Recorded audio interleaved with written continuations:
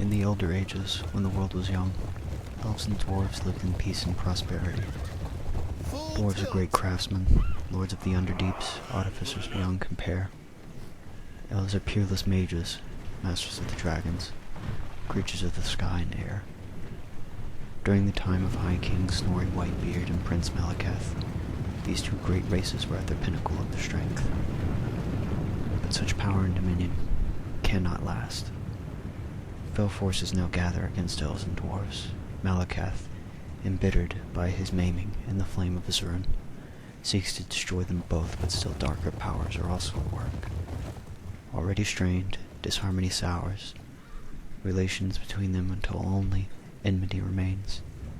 Treachery is inevitable, a terrible act that can only result in one outcome: war.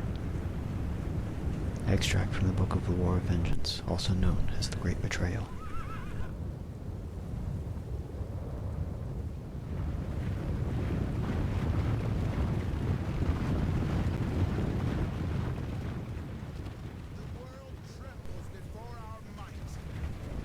The Wars of the Ancients, as known by humans, but known by the dwarves as the War of Vengeance, and to the elves as the War of the Beards, refers to a devastating world-spanning conflict which erupted 2,000 years before the birth of Sigmar Heldenhammer. Waged between the dwarves of the World's Edge Mountains and the High Elves of Ulthuan and their colonies.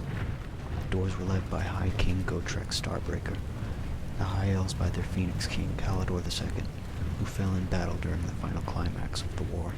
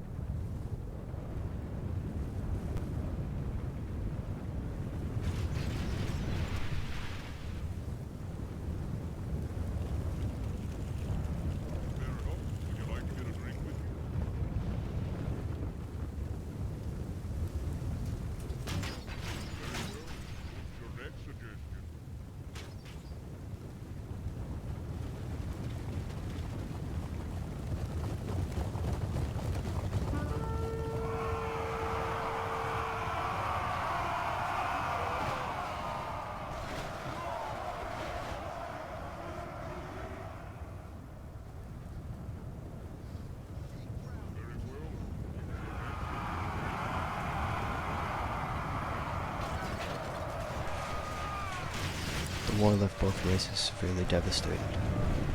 Phoenix King Kalador II was slain in single combat by High King Gotrek Starbreaker. The crown of the Phoenix King was taken from his corpse by the High King as recompense for Kalador's murder of his son and the future High King, Snorri Halfhand. Though the dwarves were originally victorious, the war left them dangerously weakened, and they were in no position to effectively combat the Greenskin and Skaven incursions that were soon to follow. Along with the death of their Phoenix King, the devastating defeats of the High Elves by dwarvish hands, and the following invasion, led by the Dark Elves, led to Ulthuan recalling all remaining High Elves within the Old World, both soldiers and civilians alike, in order to defend the Heartland from the return of Witch King Malekith. Though many left, those who remained felt little loyalty to Ulthuan, and remained in the new independent colonies, becoming the Wood Elves of Athalor.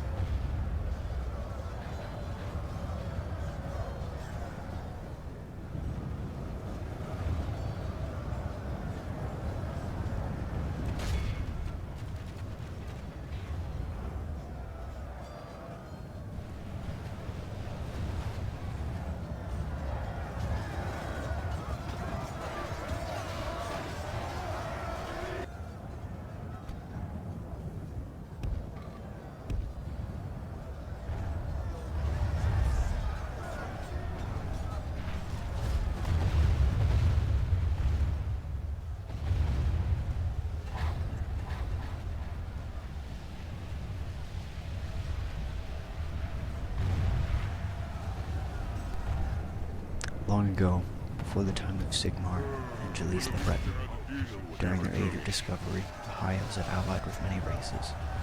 Among them were the dwarves, already a great civilization when they first made contact with the Azure. The combination of cultures increased the stature of both races. Dwarves were well versed in the secrets of ancient ruins and made the finest weapons in the world, of which many were gifted to the princes and dragon lords of the Azure. The elves taught the dwarves how to enchant items on their own out of arts, such as literature and poetry.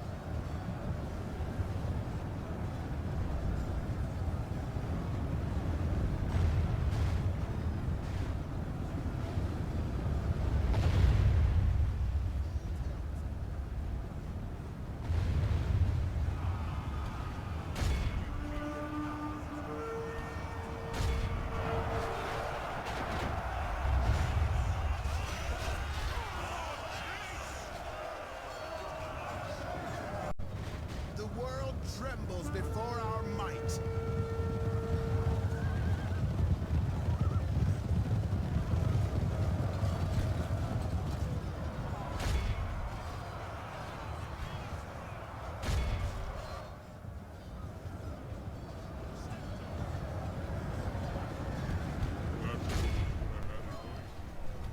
Trade between the races flourished. Elven silk and steel was much valued by the Dawi, and dwarf armor, weaponry, and alcohol became a common sight in Ulthuan. The fortress of Sith Rionusk Namishathar was established at the mouth of what is now the River Reich, present-day Marienburg.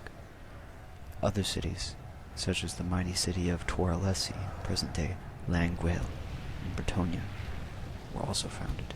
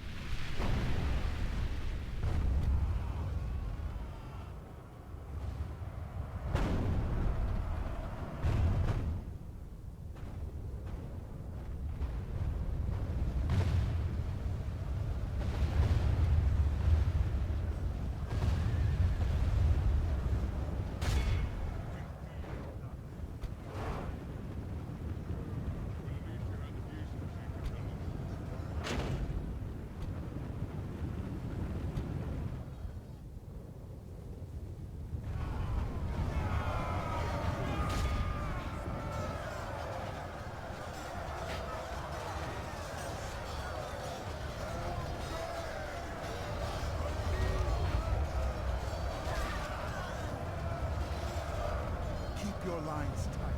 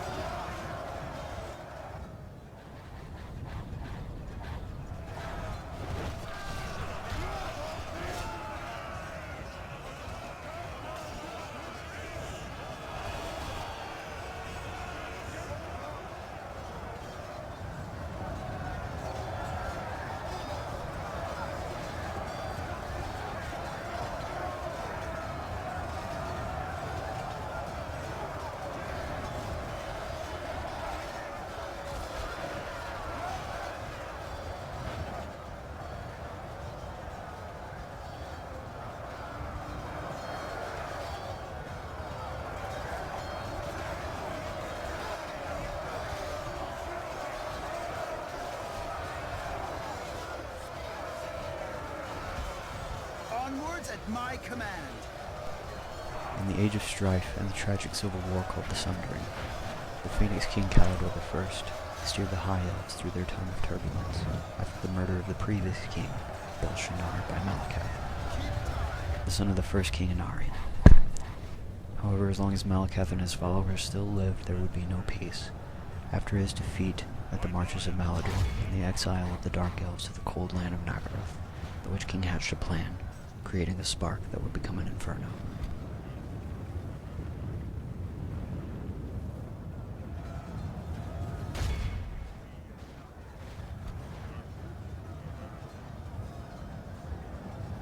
Onwards, nobles of Ulthuan. Advance on my order.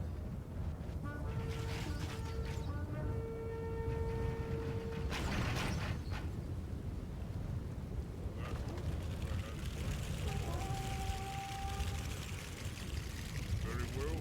What's your next suggestion?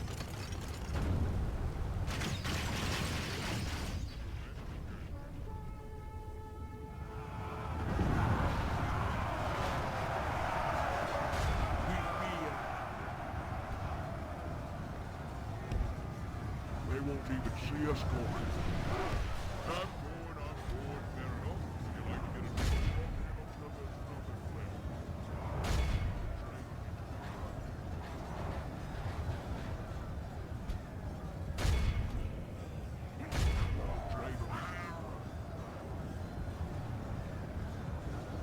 White Lions, forward! Fair enough. You like to get a drink?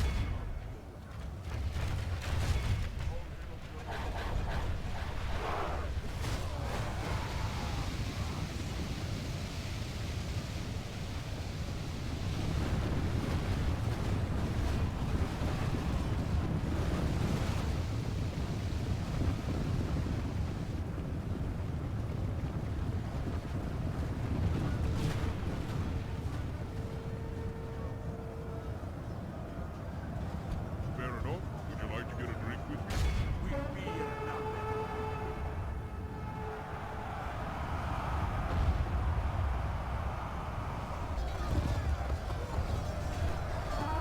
In the Imperial Year 2005 IC, several Drukai raiding parties were dispatched in secret to the Old World with the intention of causing as much strife and unrest between the High Elves and Dwarf as possible. The Dark Elves achieved this by posing as Azur, who were ambushing trading caravans, cheating Dawi merchants out of goods, and razing several smaller settlements to the ground.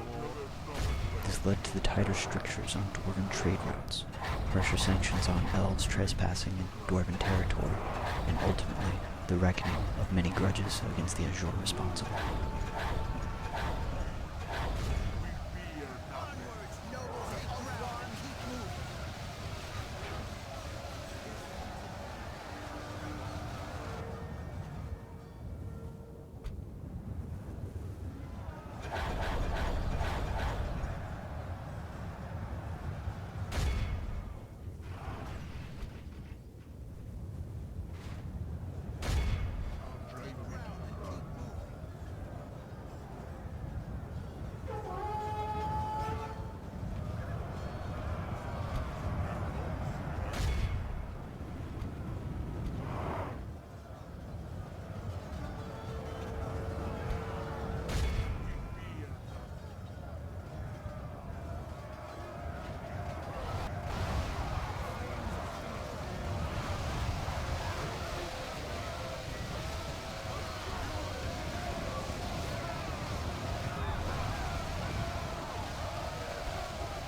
I'll hit until there's nothing left.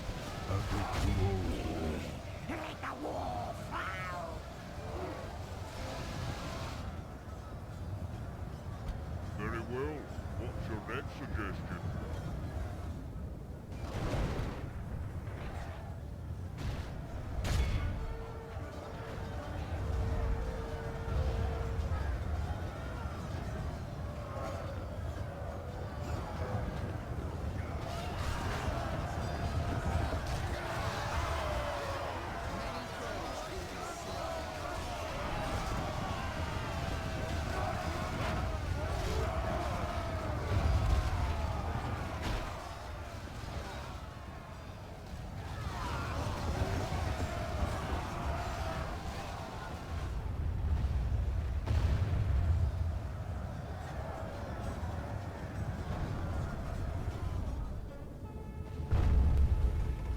After mustering for almost a year, Dawi throngs marched to war on the elves, drawing troops from the far ends of the dwarven realm.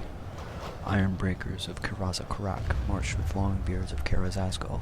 Slayers from Karak Katrin marched with Hammerers of Ekrend. Upon reaching Toralessi, Gotrek made an oath that he would exact recompense either in blood or gold from the High Elves, or he would shave his beard.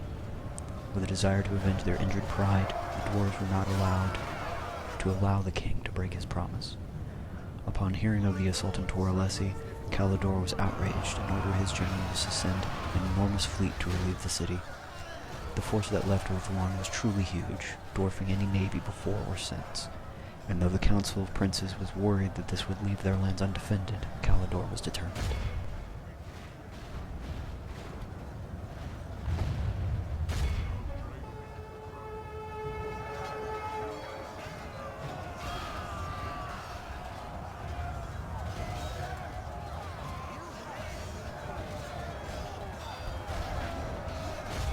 I'll kill whatever you wish.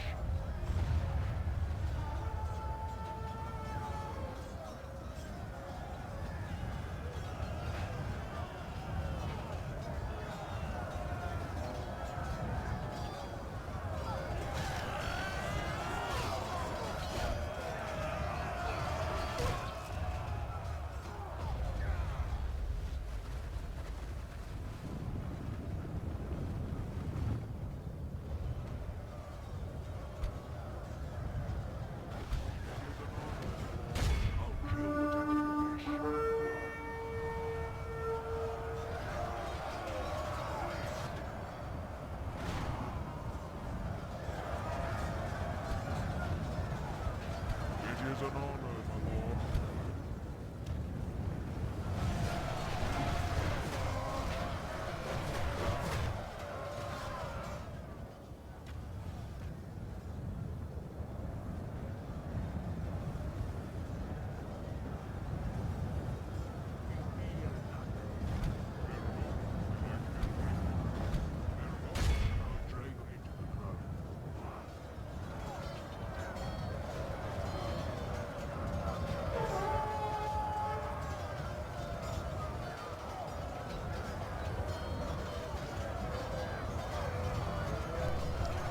Elves and dwarves fought bitterly until in 1974 IC, Kalidor slew the dwarf prince Snorri Halfhand after Snorri challenged him to single combat. Being tired of slaughter and wishing to reduce their losses, the elves then retreated. Seeking revenge for his cousin's death, Morgrim Bogrim led the forces that pursued the elves. For many years, the Asur retreated until they decided to stand and fight at Origar. When the lines met, rivers of blood flowed, and hundreds on each side lost their lives until Lord Imladric, the prince commanding the High Elf main army, was slain in single combat by Morgrim, and the elves retreated once again, this time leaderless.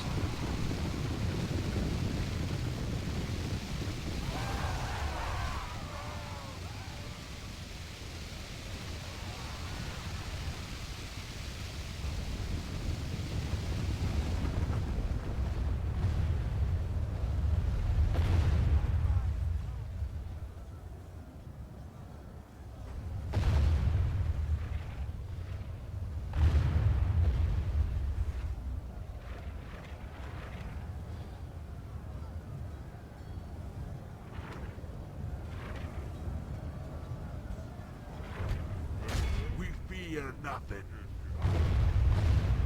Your warriors are beset by the foe.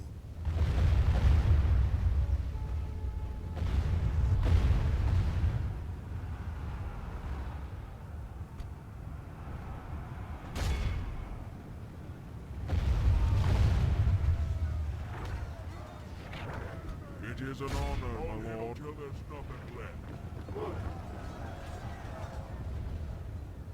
I'll shoot him down. That's all. I'll drag him into the ground.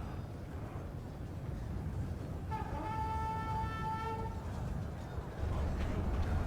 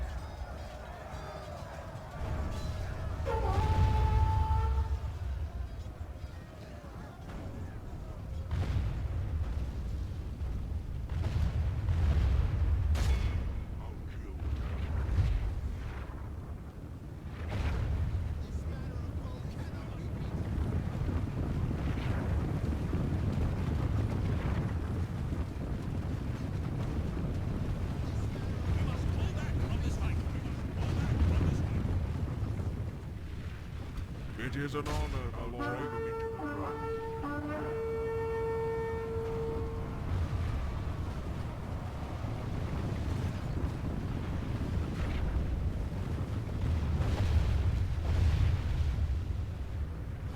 Fair enough. Would you like to get a drink with me?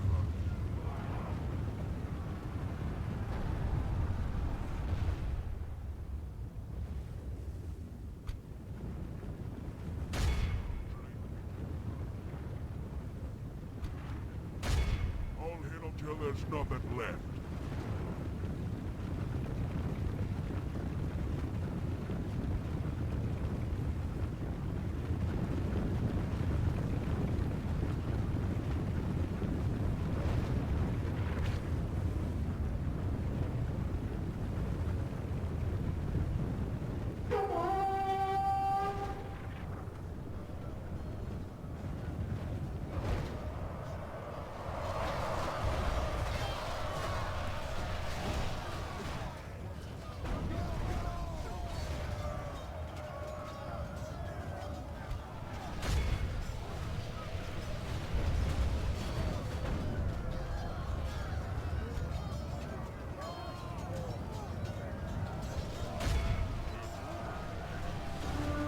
Take ground and keep moving.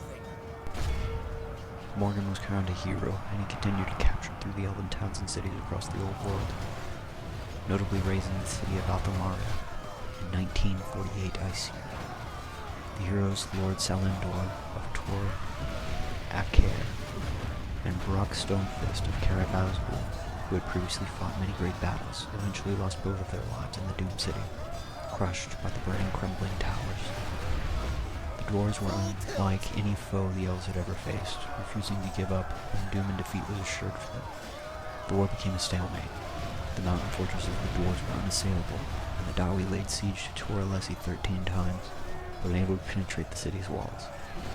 Much of Athelorn was destroyed as the war continued for another 450 years.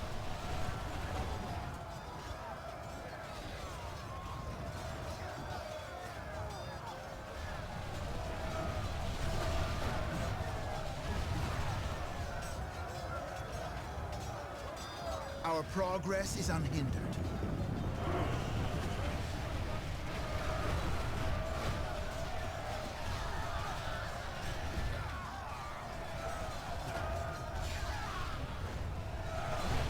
Maneuvering as requested, Commander. We fear nothing.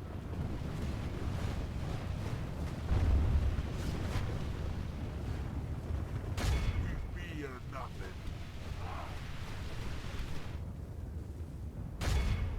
We will move on immediately, Commander.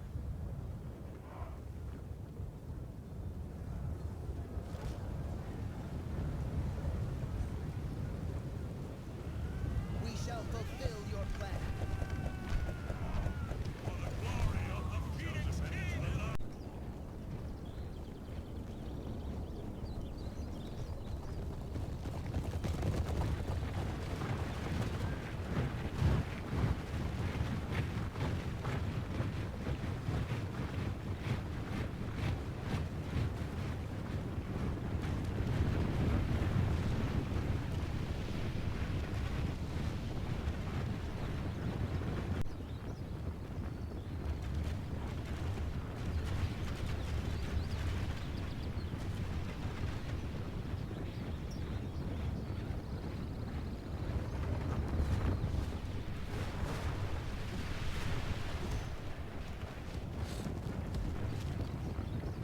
The energy is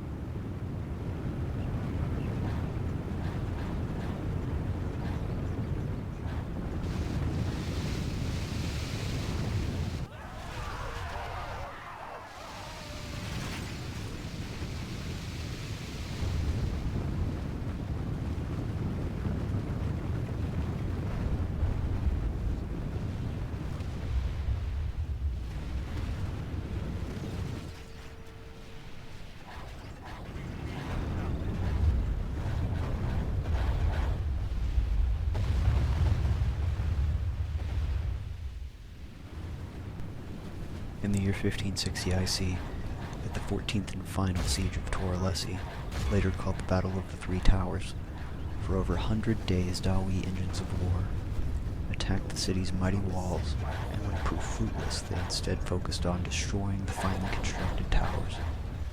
Eventually the dwarves gained entrance to the fortress, and Gotrek finally confronted Calador at the heart of the city, where the pair dueled for 3 days on end, not stopping or disengaging for a second. Finally, when Calador became too tired, Starbreaker disarmed him, broke his sword with the ruined axe of Grimnir, and cast the Phoenix King to his knees. Pleading for his life, Calador swore to surrender and sued for peace. However, Starbreaker not only saw that the king did not intend to keep his oath if his life was spared, but he also knew mercy was not his to give, only justice, executing him on the spot.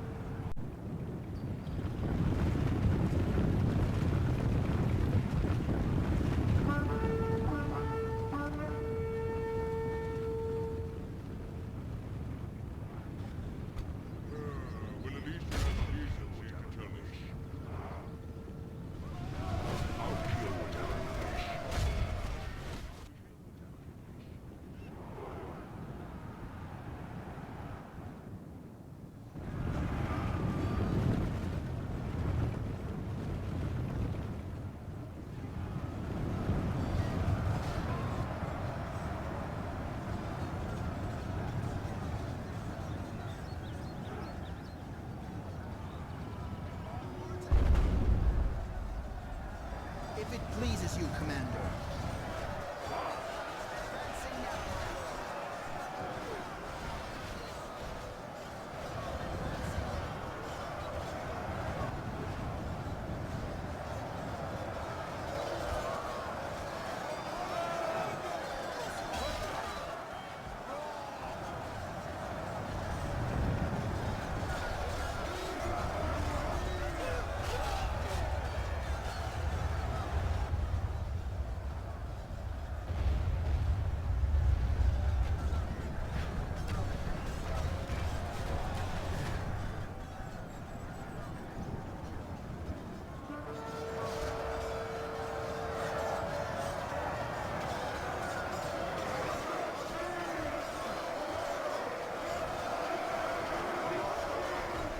Move upon them!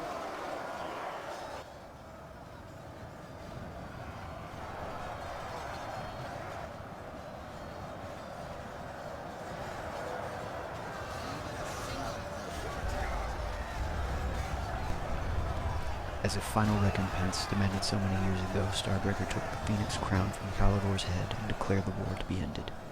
The remaining Azure briefly considered the impossible task of besieging Karaza Karak in order to reclaim the crown, but by this time Malekith's plan had come to fruition, and the Drukai had launched a titanic invasion of Ulthuan, their legions of warriors raising the ancient sunken city of Anlek from the depths of the Great Ocean.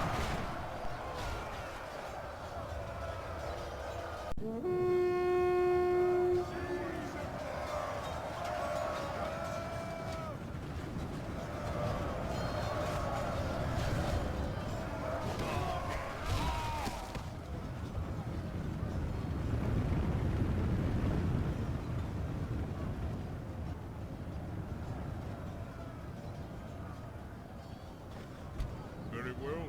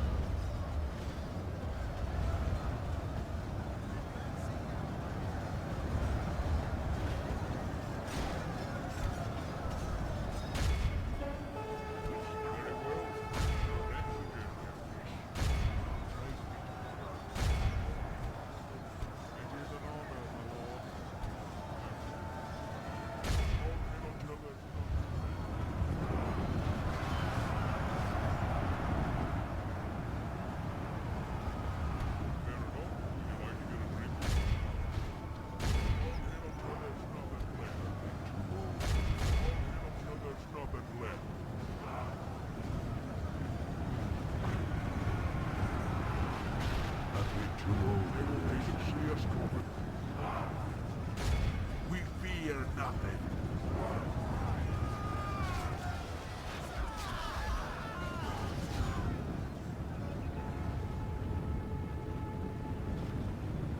Fair enough. Fear nothing. Fair enough. Would you like to get a drink with me?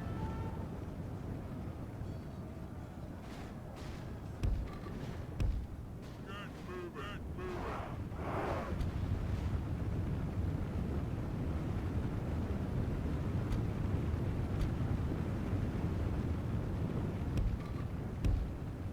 Fair enough.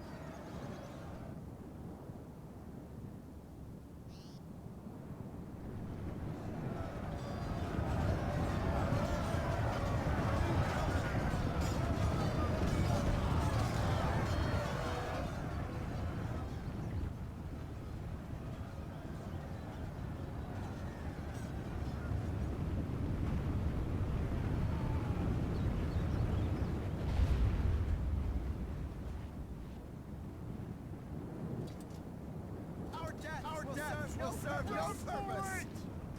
Our death will serve no purpose. Run for it!